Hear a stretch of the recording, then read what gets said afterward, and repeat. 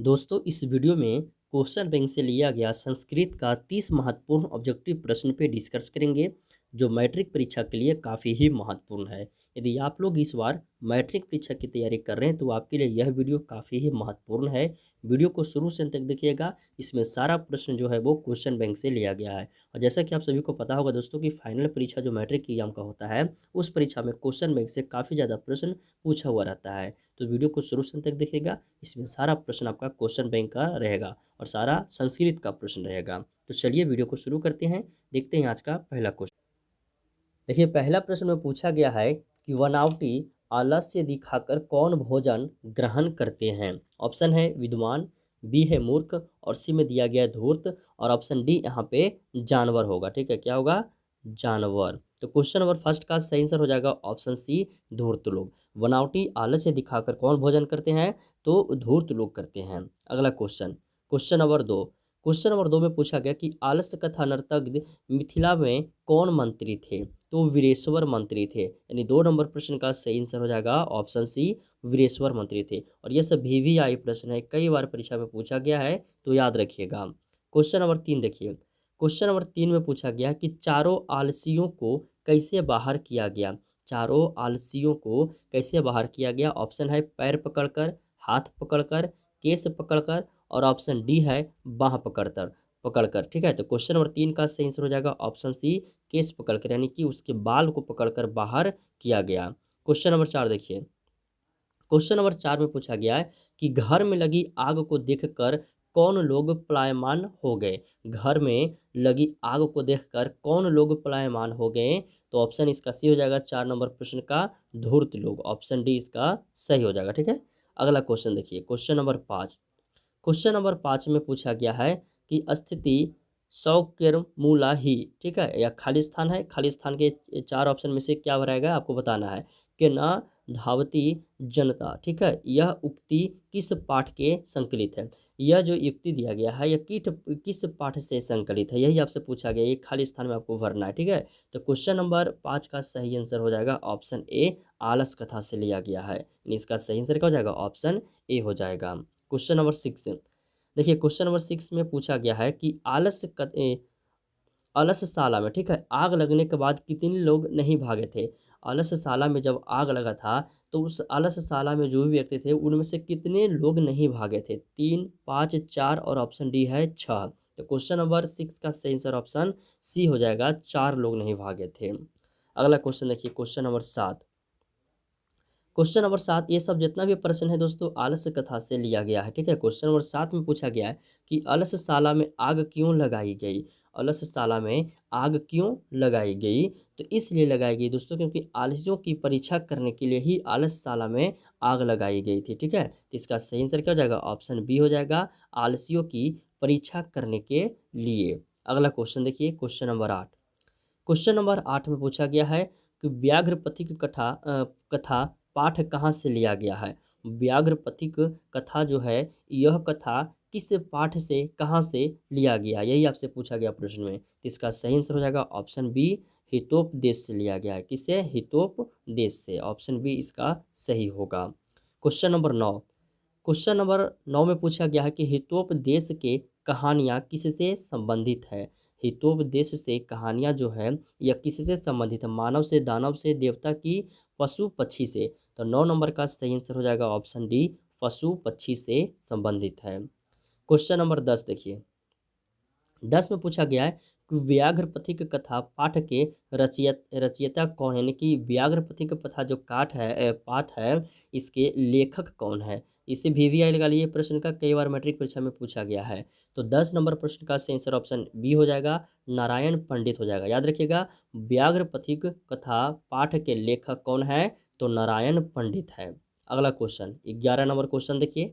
11 number प्रश्न पूछा गया कि किसका भरण पोषण व्यर्थ है? किसका भरण पोषण व्यर्थ है? विधवा, वाघ, पथिक और ऑप्शन डी है हाथी। तो 11 का सही आंसर हो जाएगा ऑप्शन ए विधवा। क्वेश्चन नंबर 12 देखिएगा। क्वेश्चन नंबर 12 में देखिए खाली स्थान है, भारा क्या वीणा। तो इस खाली स्थान के खाली स्थान पे क्या भराएगा, दानव भराएगा कि ज्ञानम भराएगा कि ग्रंथ की नृत्यम भराएगा। तो 12 नंबर प्रश्न का सही आंसर ऑप्शन बी भराएगा, ज्ञानम भरा जाएगा। ठीक है, इस खाली स्थान पे क्या भराएगा, ज्ञानम भारा क्या वीणा हो जाएगा। ठीक है, क्वेश्चन नंबर 13 देखिए। क्वेश्चन नंबर 13 में पूछा गया है कि मैं वंशहीन हूँ, किसने कहा। मैं वंशहीन हूँ किसने कहा, पथिक कहा, राजा कहा, बाघ कहा कि सर्प कहा, यानी कि सांप कहा। तो क्वेश्चन नंबर 13 का सही आंसर हो जाएगा ऑप्शन सी, बाघ कहा मानव से कि मैं वंशहीन हूँ। कहानी पढ़िएगा तो आपको समझ में आ जाएगा कि किसके लिए जो बाघ है वो मानव को लालच दे रहा था और क्यों लालच दे रहा था। ठीक है, जब कहानी पढ़िएगा तब आपको पूरी अच्छी तरह से समझ में आ जाएगा। व्याघ्र पथिक कथा जो है यह पाठ आप इसे एक बार पढ़ लीजिएगा। क्वेश्चन नंबर 14 में देखिए पूछा गया है कि अविश्वासी पात्र पर विश्वास करने से क्या होता है, लाभ होता है कि हानि की, ज्ञानी की, मूर्ख। तो क्वेश्चन नंबर 14 का सही आंसर होता है कि अविश्वासी पात्र पर जब विश्वास करने से हानि होती है, यानी इसका सही आंसर हो जाएगा ऑप्शन बी होगा।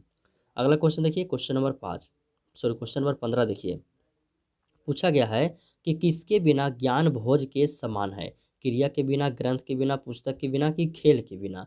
तो 15 का सही आंसर हो जाएगा ऑप्शन ए, क्रिया के बिना ज्ञान भोज के समान है। ऑप्शन ए इसका सही हो जाएगा। क्वेश्चन नंबर 16 देखिए।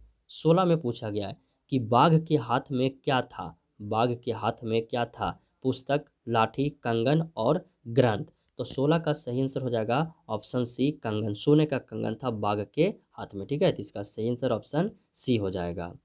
क्वेश्चन नंबर 17, 17 में पूछा गया है कि कौन स्नाकर हाथ में कुश लेकर सरोवर के किनारे बोल रहा था। हाथी बोल रहा था कि बाघ की, मृग की, पथिका बोल रहा था। तो 17 का सही आंसर हो जाएगा ऑप्शन बी, बाघ बोल रहा था किसके, सरोवर के किनारे। ठीक है, तो इसका सही आंसर क्या हो जाएगा ऑप्शन बी। यह सब प्रश्न व्याघ्र पथिक प्रथा से जो कथा है, जो पाठ है, उसी से लिया गया प्रश्न है। ठीक है, तो आप उसे एक बार कहानी को पढ़ लीजिएगा। ये सब महत्वपूर्ण प्रश्नावली है, इसे प्रश्न हमेशा मैट्रिक परीक्षा में पूछे जाते हैं।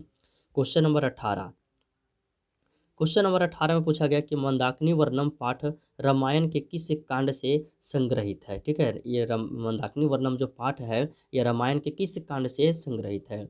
तो 18 का सही आंसर हो जाएगा ऑप्शन बी, अयोध्या कांड से संबंधित है। ठीक है, कहाँ से, अयोध्या कांड से। ऑप्शन बी इसका सही होगा। क्वेश्चन नंबर 19, 19 में पूछा गया है कि वनवास प्रसंग में राम, सीता, लक्ष्मण के साथ कहाँ पहुँचे। वनवास प्रसंग में राम, सीता और लक्ष्मण के साथ कहाँ पहुँचे, चित्रकूट पर्वत पर पहुँचे कि स्वरकूट की चित्रकूट। और ऑप्शन यहाँ पर ऑप्शन ए है विचित्रकूट, और सी है चित्रकूट, और डी है पर्णकूट। तो 19 नंबर का सही आंसर हो जाएगा ऑप्शन सी, चित्रकूट पर्वत पर पहुँचे थे। ठीक है, इसका सही आंसर क्या हो जाएगा ऑप्शन सी होगा। अगला क्वेश्चन देखिए, 20 नंबर क्वेश्चन में पूछा गया है कि मंदाकिनी नदी किस पर्वत के निकट बहती है। इसे भी वीवीआई लगाइएगा। ठीक है, तो मंदाकिनी नदी जो है यह चित्रकूट पर्वत के निकट बहती है, यानी इसका सही आंसर हो जाएगा ऑप्शन सी, चित्रकूट पर्वत हो जाएगा। क्वेश्चन नंबर 21 देखिए। क्वेश्चन नंबर 21 में पूछा गया कि नदियाँ समुद्र में कैसे मिलती है। नदियाँ समुद्र में कैसे मिलती है, तो नाम और रूप दोनों को छोड़कर नदियाँ समुद्र में मिलती है, यानी इसका सही आंसर क्या हो जाएगा। क्वेश्चन नंबर 21 का सही आंसर ऑप्शन यहाँ पे सी हो जाएगा, नाम और रूप दोनों को छोड़कर नदियाँ समुद्र में मिलती है। ठीक है, इसका सही आंसर है इसका सी हो जाएगा, और इसे भी आप सभी लोग वीवीआई लगा लीजिएगा। क्वेश्चन नंबर 22 देखिए। क्वेश्चन नंबर 22 में पूछा गया है मंदाकिनी वर्णम पाठ किस ग्रंथ से संकलित है। मंदाकिनी वर्णम पाठ जो है यह किस ग्रंथ से संकलित है, तो रामायण से संकलित है, यानी इसका सही आंसर ऑप्शन ए हो जाएगा, रामायण से। अगला क्वेश्चन देखिएगा, 23 नंबर क्वेश्चन। 23 नंबर क्वेश्चन में पूछा गया है कि रघुवंश महाकाव्य कस्य रचना अस्ति, यानी कि रघुवंश महाकाव्य जो है यह किसकी रचना है। तो क्वेश्चन नंबर 23 का सही आंसर हो जाएगा कालिदास का। ऑप्शन बी सही होगा। कोई भी प्रश्न में यदि आप सभी को दिक्कत होता है दोस्तों, तो आप हमें नीचे कमेंट बॉक्स में बता सकते हैं, या फिर आप हमारे व्हाट्सअप नंबर से भी संपर्क कर सकते हैं। व्हाट्सअप नंबर वीडियो के डिस्क्रिप्शन में दिया गया है। और जितने भी प्रश्न हम इसमें बताए हैं आंसर के साथ, यदि आप सभी लोग पीडीएफ डाउनलोड करना चाहते हैं तो उसका लिंक हम वीडियो के डिस्क्रिप्शन में दे दिए हैं, जाकर सभी लोग पीडीएफ डाउनलोड कर लीजिएगा। उसमें आपका आंसर के साथ दिया हुआ रहेगा। 7 क्वेश्चन और बच गया, उसे देख लीजिए। 24 नंबर प्रश्न में पूछा गया कि अयोध्या कांड जो है, अयोध्या कांड कस्य ग्रंथ अस्ति, यानी कि अयोध्या कांड जो है यह कौन सा ग्रंथ में है। ठीक है, यही आपसे पूछा गया। तो रामायण में है, यानी 24 का सही आंसर ऑप्शन ए हो जाएगा रामायण। क्वेश्चन नंबर 25 देखिएगा। क्वेश्चन नंबर 25 में पूछा गया कि प्राचीन काल में शिष्यों को क्या कहा जाता है। प्राचीन काल में शिष्यों को क्या छात्र, ब्रह्मचारी या धुंधारी, और ऑप्शन डी में दिया गया है अंतेवासी, तो ब्रह्मचारी कहा जाता है, यानी कि ऑप्शन बी इसका सही हो जाएगा क्वेश्चन नंबर 25 का। 26 नंबर क्वेश्चन देखिएगा। 26 नंबर क्वेश्चन में पूछा गया है प्राचीन संस्कृति की पहचान किससे होती है। प्राचीन संस्कृति की पहचान जो है वह किससे होती है। तो क्वेश्चन नंबर 26 का सही आंसर हो जाएगा संस्कारों से होती है, ऑप्शन बी इसका सही हो जाएगा।